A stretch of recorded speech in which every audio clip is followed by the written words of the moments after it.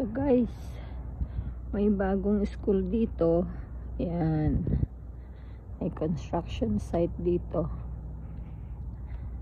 Mga 10 minutes walk away from our house. So K to 9. So usually dito ang school. Meron siyang katabing park. Yeah, I think this side here. Secord South Park Construction. So yun ang school. Ito yung park. Yeah. So ito yung mga townhomes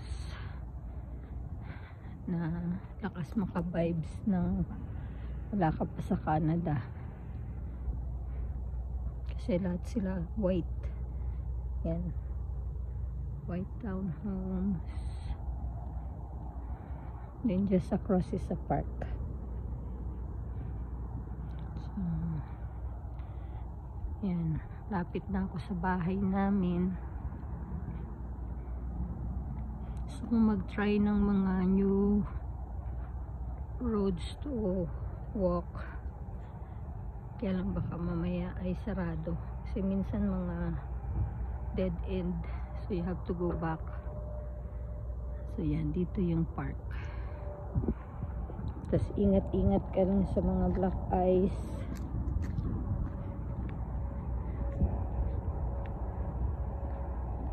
This one is available. Tapos lap. So yan.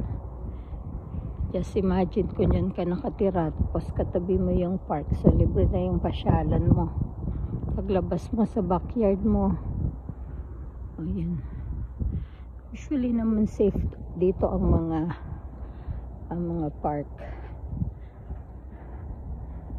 So since my school, yung ibang school may sariling daycare. So yan, ito pathway siya. So nakahanda na yung pathway niya. May ilaw na siya. So good planning for the community. So ito na yung magte-turn left na ako punta sa amin. So nag-catch up lang ako sa neighborhood namin. Used to be ito yung aming bus stop. So dati I have to get off the bus dito sa lugar na to. Tapos maglakad pa ako dito mga 10 minutes going to our house. Pero ngayon nagre-routing sila, like I think nung COVID time pa. So now I'm able to walk mga 1 minute na lang from our house. So yan, kita nyo konting snow, pero mostly brown grass, kaya ang tawag nila is brown Christmas.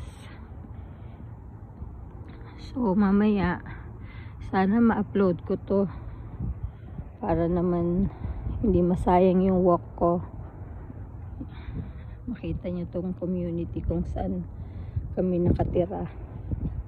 So marami siyang construction since 2015 na lumipat kami dito. Kasi this is the really like the west end, the end of the Edmonton West. So nung lumipat kami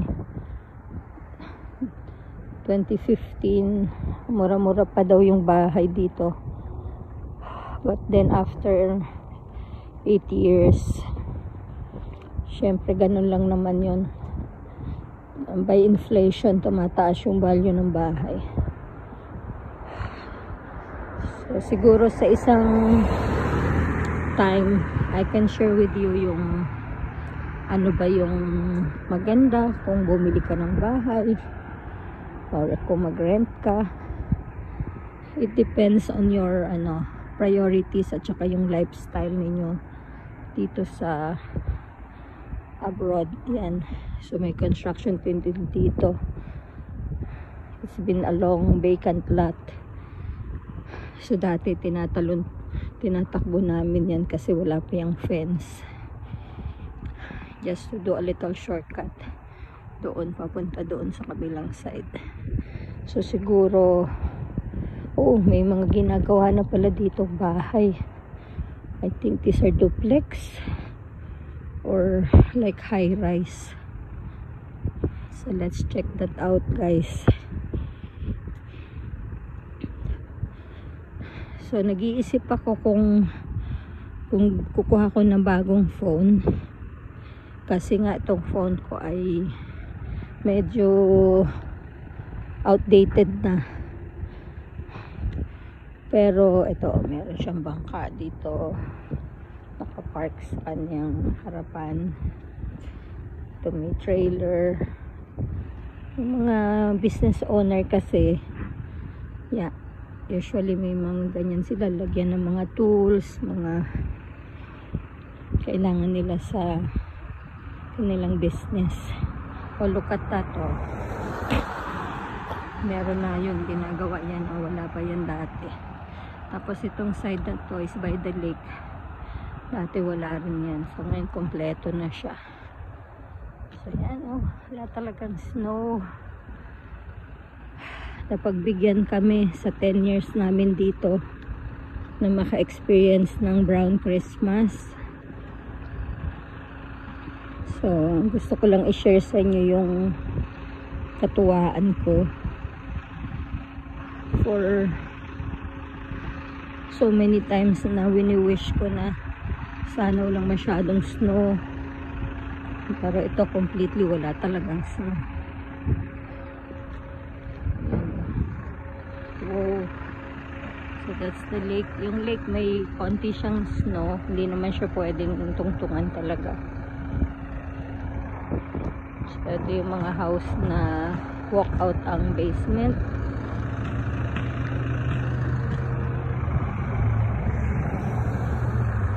Pwede natin silipin ang lake.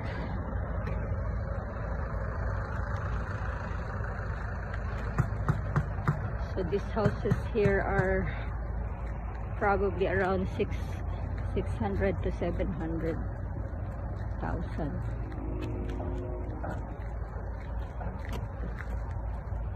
See the ice this beyond here may be as thin as this glass, so ocean down. Ibig sabihin, hindi siya pwedeng lakaran except yung mga bunnies at saka mga ducks.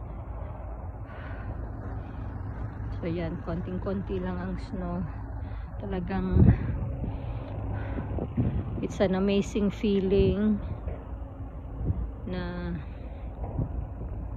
na-experience ko to, kaya hindi ko siya talaga pinalagpas. Kasi imagine before, you have to walk through the snow. Tapos ito, kita ko may mga oh, it's townhouses. Grabe naman ang view nila, oh, di ba? May view sila ng lake. So why not? Mahal siguro yung townhouse na yan. So pag nagmumuni-muni ako, I used to sit here by the rocks. So yan, pag may chance ako, naglalakad ako doon sa side, palabas din siya doon sa aming likod. But for now, dito lang tayo, ikot lang tayo to see ko ano pang merong bago.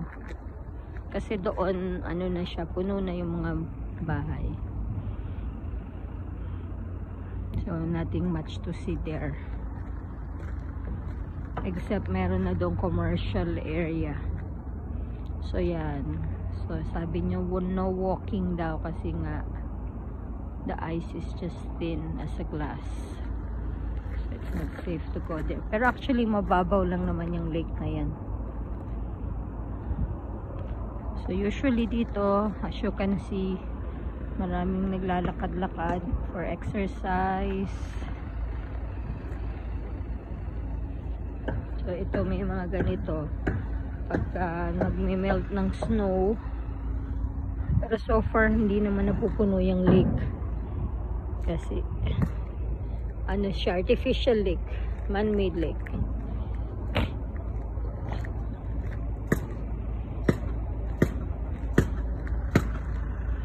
So this is yeah, I think ito yung mga including garage sa likod, and then parang landing area, and then you go, the main floor is on the second floor, tsaka kitchen, then 3 bedroom upstairs. Usually yan yung mga beginners house, pero ang ganda naman ng view mo. Imagine that. Why not coconut? Diyan ka, tapos ito yung view mo. Wow, right? So yan guys, dito maraming mga construction worker. Kahit winter, siguro masaya sila ngayon kasi it's not very cold to work. So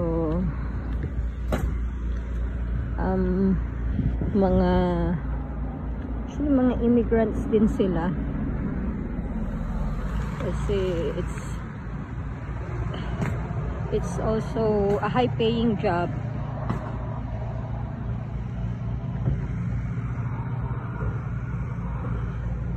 Kaya lang most of the local, you know, homegrown Canadian dito, ayaw nila ng ganyang work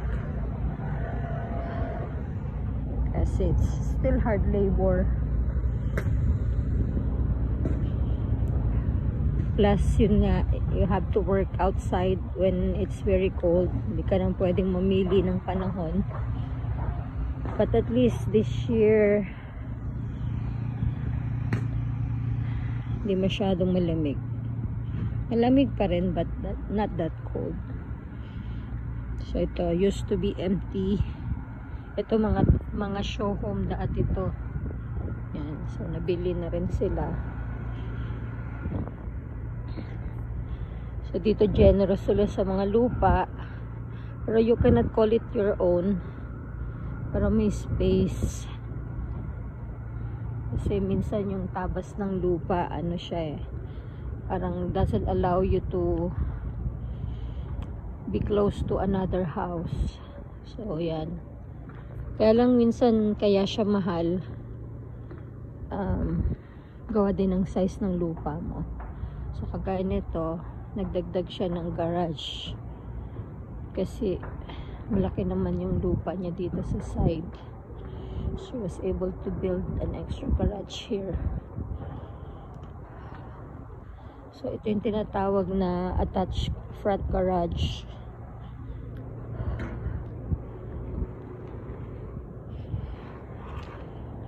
So dito sa community namin, medyo malalaki ang cut ng size ng lupa, which is good.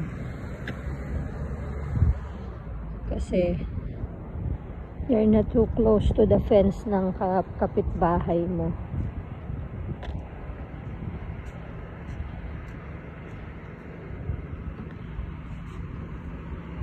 Hello! Good morning!